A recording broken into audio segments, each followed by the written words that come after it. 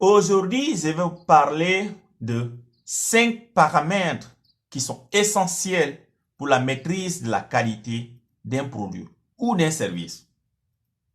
Toutes les entreprises qui s'en sortent, qui arrivent à répondre aux exigences de leurs clients, à satisfaire les exigences de leurs clients, ils ont maîtrisé ces 5 paramètres-là. Oui, ces 5 paramètres sont essentiels à connaître.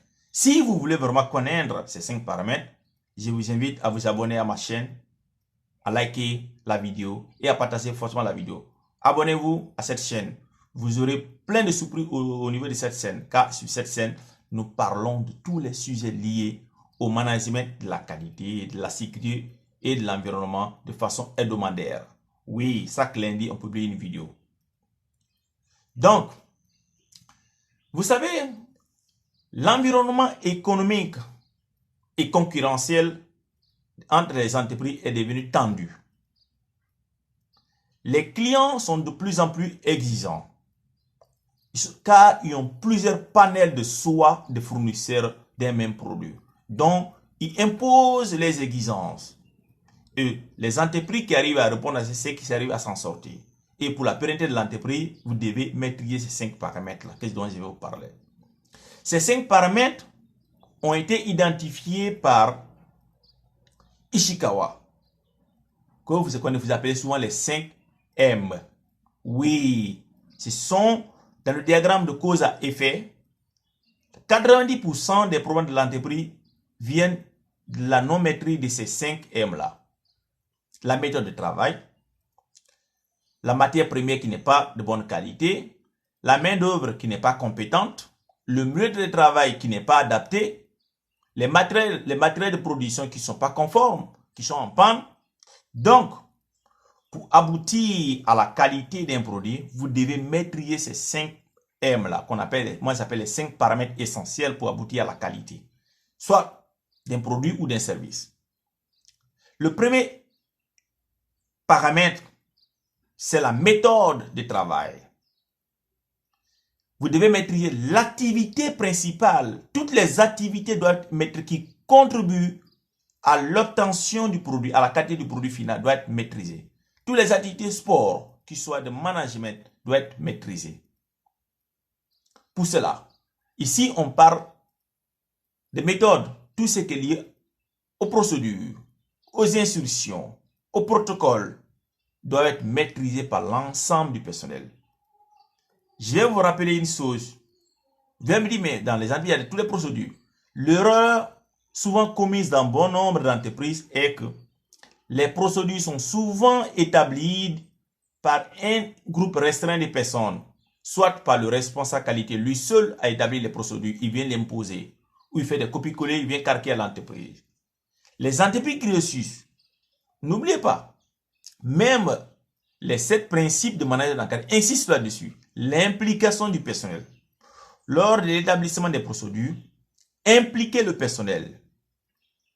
Un bon responsable va établir le canevas sur comment établir une procédure.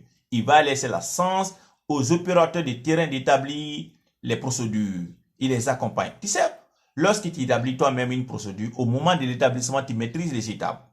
Et ça facilite l'assimilation et l'application sur le terrain. Donc, associer le personnel dans l'élaboration des protocoles, des instructions, ça facilite l'application sur le terrain. Donc, ils doivent maîtriser et les modes opératoires, les méthodes de travail doivent être adaptées à l'activité à réaliser. Si on maîtrise les méthodes de travail, c'est une étape pour la qualité. Le deuxième paramètre à maîtriser, c'est les matières premières qui rentrent dans la production. Car la qualité d'un produit fini peut être impactée par la qualité de la matière première. Et pour maîtriser la qualité de la matière première, l'entreprise doit choisir des fournisseurs capables de répondre à ces exigences. Vous devez établir un cahier de charges dans lequel vous donnez vos exigences en matière de caractéristiques techniques du produit, en matière d'exigences liées au délai, au coût, à la qualité. Vous devez communiquer à un fournisseur et les sélectionner sur la base de leurs compétences, sur le coût et la qualité et le mode de livraison doit être bien défini dedans. Et une fois que la matière première vous est livrée, vous devez s'assurer que vos exigences de départ ont été respectées. Dans ce cas, vous devez avoir une équipe chargée de ça, de s'assurer que les matières premières qu'on vous livre répondent réellement à vos exigences. C'est pourquoi, dans le dernier principe de manière d'académie, vous devez établir une relation gagnant-gagnant avec vos fournisseurs. Parce qu'un fournisseur peut impacter sur la qualité de vos produits aussi. Si un fournisseur qui veut vous livrer un produit n'est pas capable de vous livrer et que vous n'avez pas d'autre alternative, cela peut jouer sur votre crédibilité et sur la qualité de vos produits.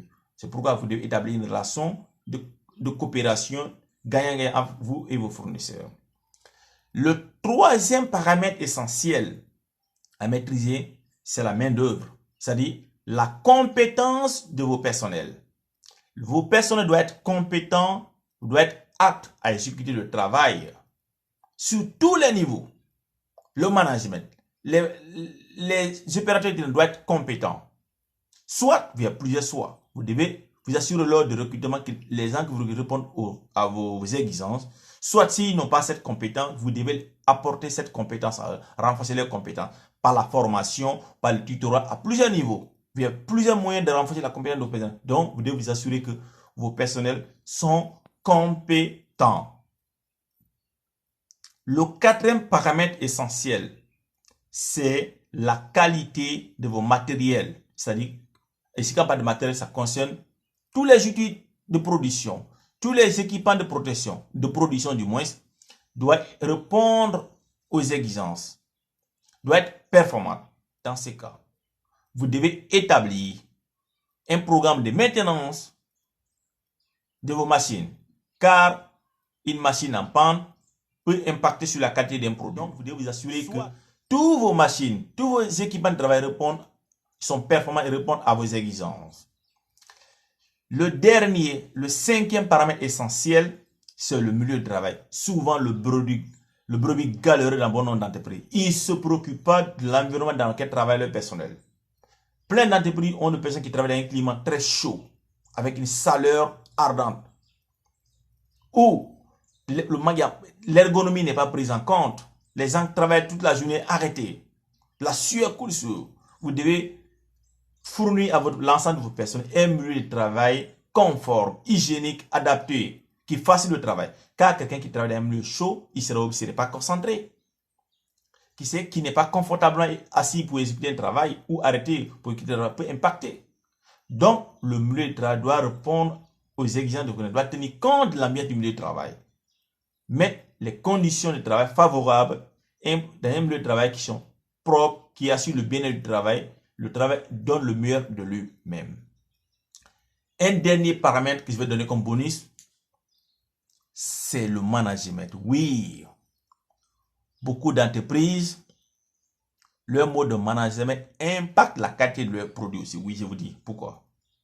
Si vous avez un management toxique, un management qui ne respecte pas l'ensemble du personnel, manque de leadership, vous avez un management punitif, face à des problèmes, il ne cesse pas à comprendre quel est le rythme, il cesse à comprendre, à blâmer, à cesser des boucs émissaires en permanence, les travailleurs vont toujours vous casser la vérité sur les problèmes. Alors que ainsi de management participatif, ainsi de management curieux, qui cesse à comprendre les phénomènes, ne cesse pas à blâmer, à cesser les coupables, va toujours cesser à résoudre les problèmes, à améliorer, va insister le travail, à remonter les informations, qu'ils soient bonnes ou mauvaises. Donc, le mode de management peut influencer sur la qualité de produit aussi, oui. Car un système de management à l'écoute du personnel peut être bénéfique pour une entreprise. Donc, si vous voulez vraiment aboutir à la qualité de vos produits, à partir d'aujourd'hui, retenez ceci.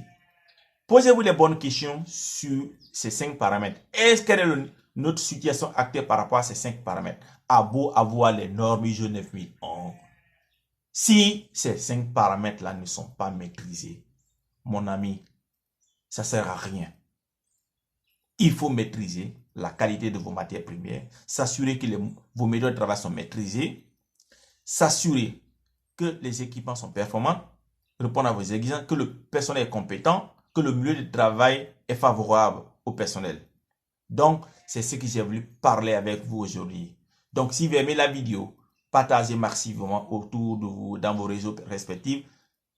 permettre à ceux qui ne sont pas eu la chance de connaître la chaîne et de venir s'abonner et de profiter de ces informations-là. Donc, je vous attends à la prochaine vidéo.